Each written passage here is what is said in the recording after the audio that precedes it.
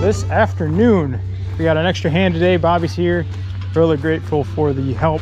When we last left off, we'd only had the first couple, but you can see Rusty's been kicking some butt today, getting all these blocks in. So we were set kind of from like there to like there, only about 10 or 12. We are down to our corner here.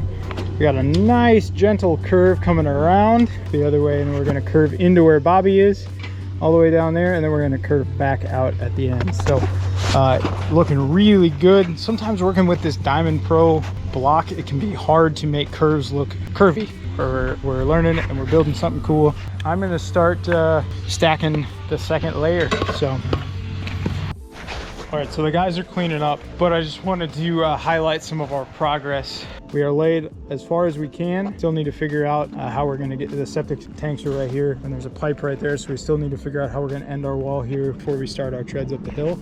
But from 12 blocks to well over 100, busted it out. We're also totally backfilled with both the clean and the dirt all the way to the end. We got our drain pipe in, kind of see it down here. We tied that into a pipe that goes under the machine and then ties into that downspout right down there. And that drain pipe runs all the way behind the wall. We're also gonna do drainage underneath our patio area too, and tie those two together into that section there. So when you have a hill like this in your backyard, where do you think the water goes? It's got nowhere else to go. So drainage is a big part of this job, so we wanted to make sure that we had ample drainage underneath the patio. Patio is permeable. We're going to put in a couple of catch basins. We got drainage behind the walls. We're doing everything that we can to keep this place dry. Last thing I want to highlight is spray painted out our footprint. You cannot see that at all. That's not so much for us. Our focus is still on the block wall. You can see all of our pallets over there. I think I've got 1, 2, 3, 4, 5. But this, I like to spray out the patio for the homeowners so they can get a visual of how big the space is going to be when we're done, and just kind of get a very rudimentary, hey, this is the shape. This is where our fire pit's going to go. This is, where a bed's going to go. This is where the lawn's going to end, all that kind of stuff. So great day today. Really pumped with the progress.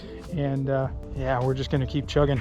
We are all excavated for base. We got the weed block out. We are throwing a couple of spots of drainage under this. They had a lot of standing water back here coming off the hill, so we're just gonna throw some drainage underneath the patio as well.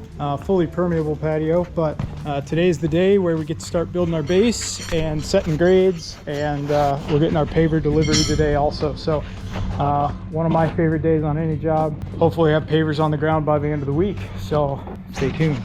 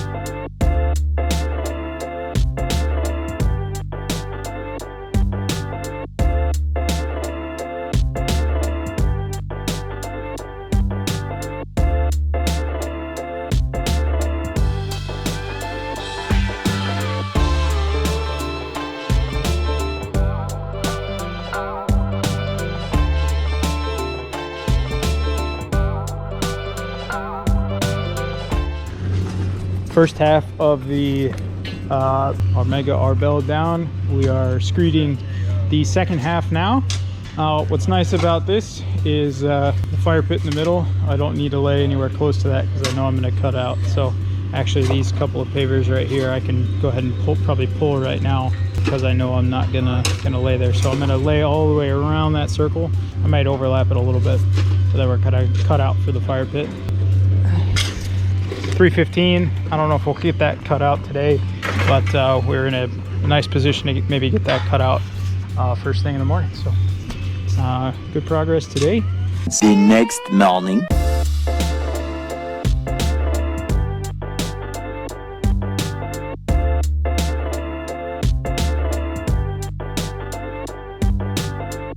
We completed the circle around the fire pit, and we got a nice tight joint there. So good start for the day. We'll pick up the rest of the pavers in the morning, and by the end of this week, we've got the rest of our main body laid. Oh yeah, what do you guys think of my new shades? Down in the comments if I should keep wearing these or not. Seth thought they'd make me look young and hip. I think he's right.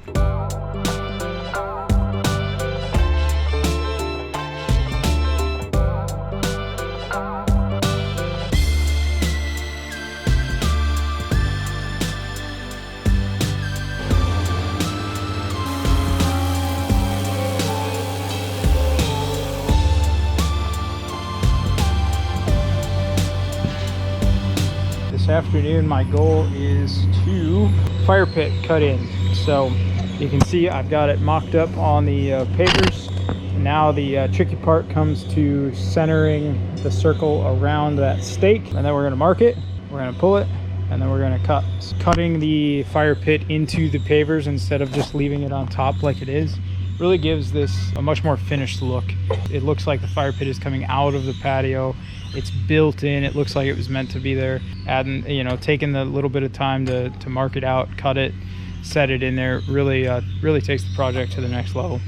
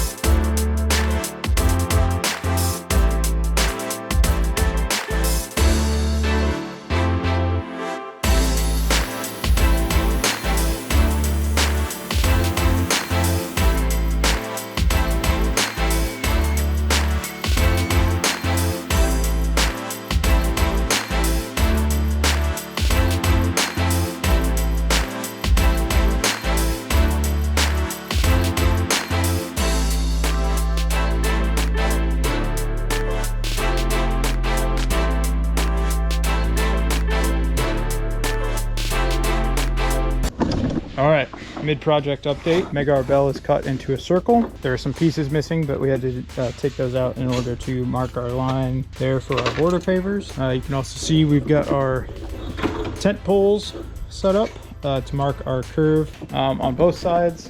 This one a little less dramatic.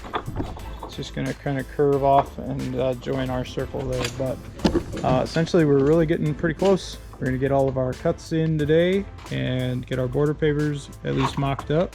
Hopefully be ready to compact and start leveling tomorrow. I'm gonna cut now.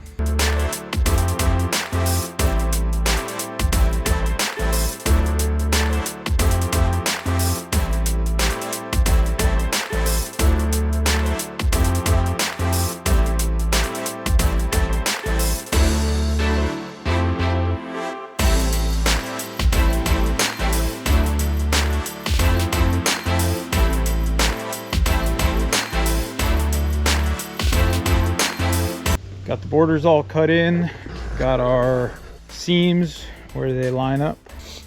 Rusty and I just finished picking out all of the little rocks that were brought onto the patio in boots or kicked on or whatever. So a couple more right here. You don't get these little guys out from in there. When you go to compact, the pavers vibrate and then they break your pavers. So we've got our brand new roller compactor here, the inaugural compaction. So before we were using just a regular plate compactor with like either some thick felt or a rubber pad underneath to compact our pavers before we infilled, but that led to a lot of broken pavers. So this is supposed to vibrate a little less hard and knock pavers down into place a little more gently. Hopefully we have less breakage, but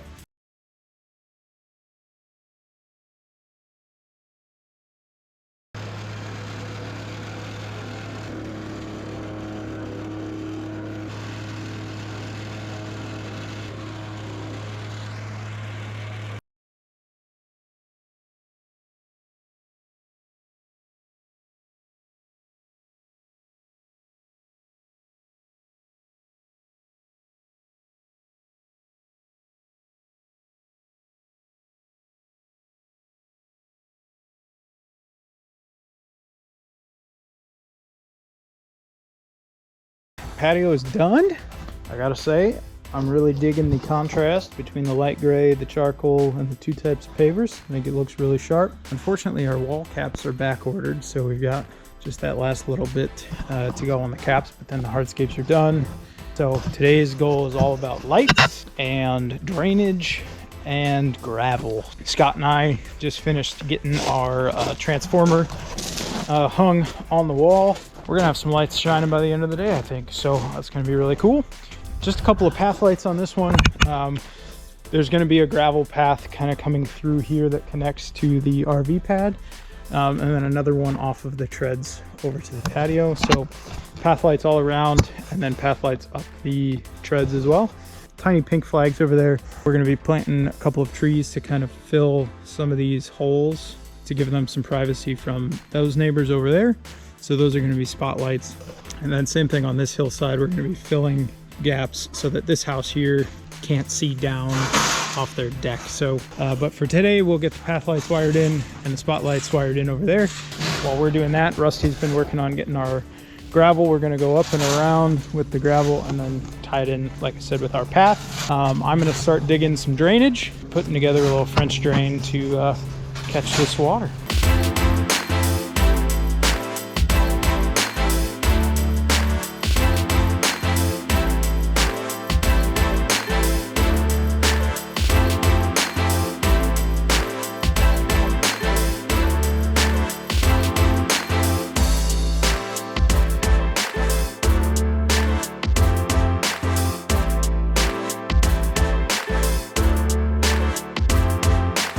So I thought I would try something new on this project that we've never done before here at Brookside, and I've been seeing it kind of pop up in hardscapes around the country. I follow quite a few people on Instagram and Facebook and whatnot, and they all have different ideas on how to take projects to the next level, and that's what I want to do. I want to elevate people's yards so that all their neighbors get jealous that they don't have the same yard. So one thing that I thought would be cool is adding a charcoal kind of accent stripe in the fire pit. We're doing gravel pathways with black gravel, you know, so we have lots of blacks and grays, and then, like I said, the black infill around the fire pit.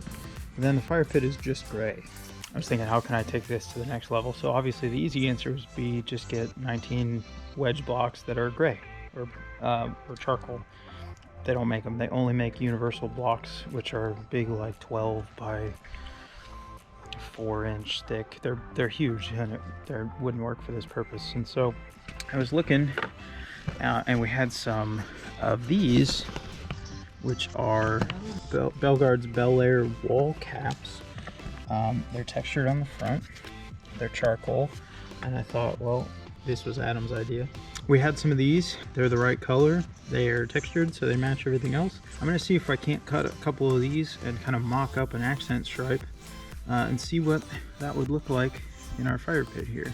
We'll see. It might not look good, and it might look really good. So nearing that final 10%, you can see we've got our gravel paths. I just finished edging this one. Just got to top off with gravel, cornering along the edges. Prepping for our lawn. We're getting our sod delivery tomorrow, so they have the fun, tedious job of rake, trying to get this nice and flat so that we have a nice flat lawn. Good progress. Now it's time for the details.